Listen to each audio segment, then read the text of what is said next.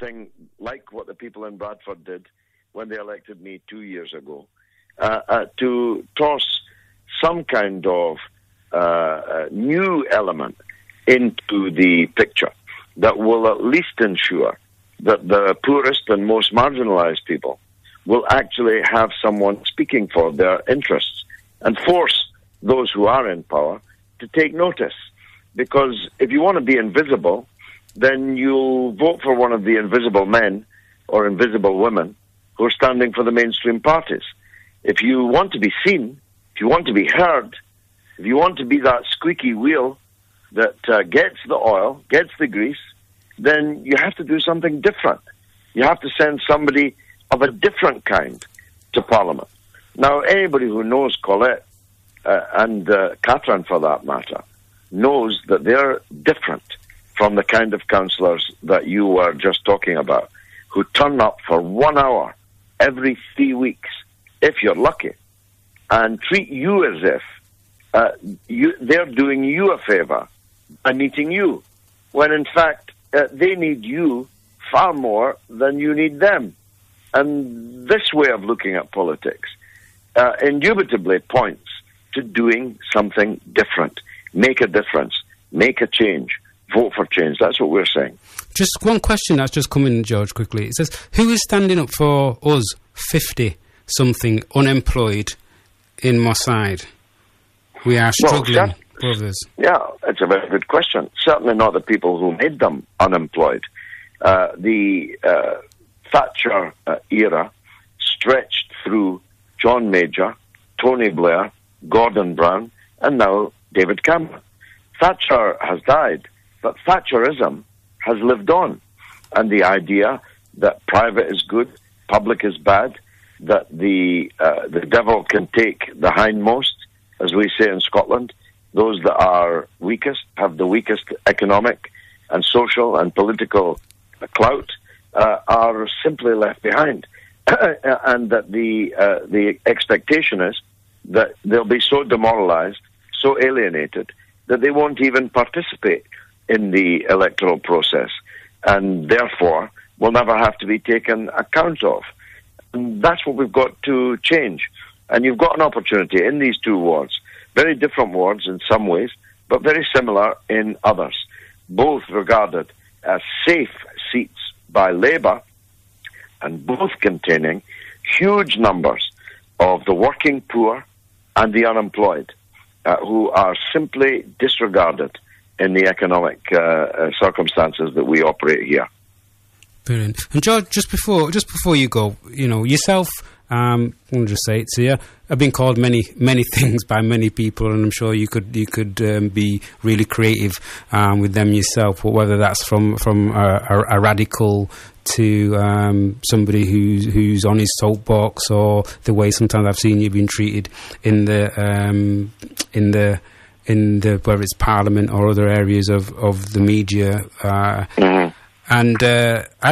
but I must say, for me, it's quite refreshing to be hearing something different to what the majority of other politicians say.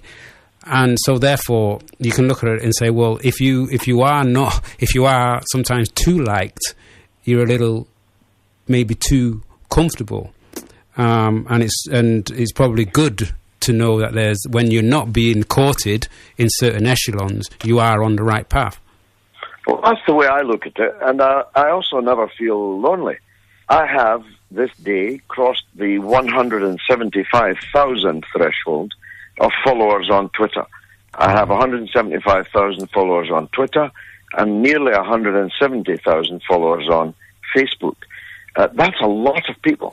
I go around the country speaking most days, most nights, and I get hundreds of people coming to the meetings to hear me speak. That tells me that there's a market for the kind of politics that we represent, which is challenging, which is not like the others, which is not part of the ironclad consensus between the two front benches in the House of Commons and in city halls up and down the country. And that means that there's a lot of people backing the kind of approach that we take, but a lot more could and should. I don't expect a rich person in a penthouse central Manchester to be much attracted to the kind of politics that we represent.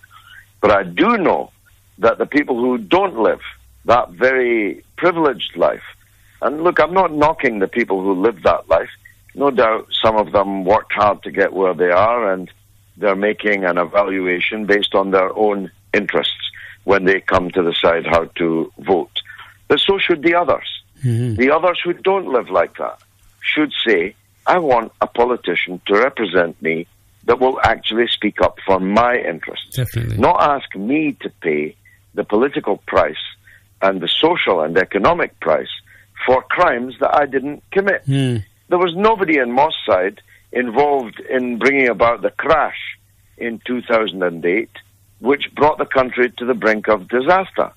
There was nobody in Wythenshawe responsible for taking the kind of risks that brought us to the eve of destruction.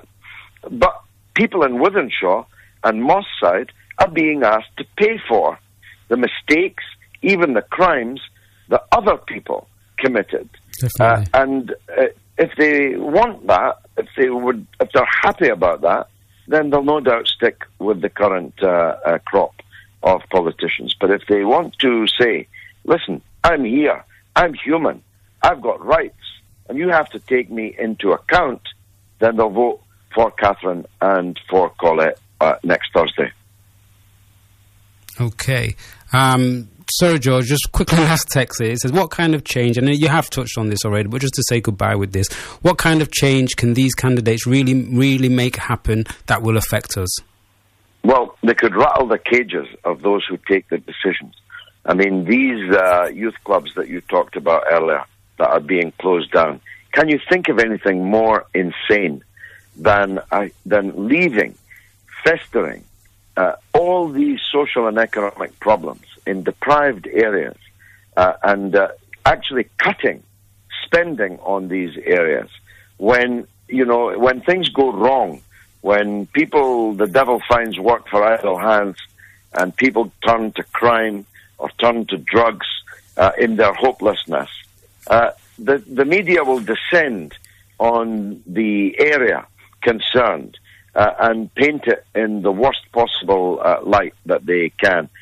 Benefits Street and all that stuff. But if you actually spent more money amongst the poor people, first of all, you'd be giving a kickstart to the economy, because poor people, when they get extra resources, spend it here and now. They don't save it or export it. They don't spend it on their second or third home in Monaco. They spend it on their first home and only home in Moss Side. And secondly, if you can give the kind of facilities that young people and old people need in places like Wythenshawe and in Moss Side, you're actually stopping problems in their tracks. A stitch in time saves 9. But the stitch in time has been abandoned by those in power. And it's going to cost a lot more than 9 to put it right. Definitely. George, thank you very much. Could you just let us know if people can see, I know you've just been on the comment on Press TV this evening. Yep. Where else can people catch up with you and hear the views? The best, fastest way is on Twitter at George Galloway and on Facebook at George Galloway MP. And Respect has its own website, and you can contact us through that, which is respectparty.org. Brilliant. George, thank you very much again. It's been a pleasure, Anthony. Thanks for the chance to talk to you. You're welcome. You take care. Bye now. Bye-bye. Good night. And there you heard it from the leader of the Respect Party. Any other leaders out there or anybody else who wants to contact the show, please feel free to do that. Let's have a little chat. Let's have a little discussion. I know I've been trying to get hold of Debbie and keep linked with Debbie this evening, and she has been absolutely brilliant with her patients. And I'm going to try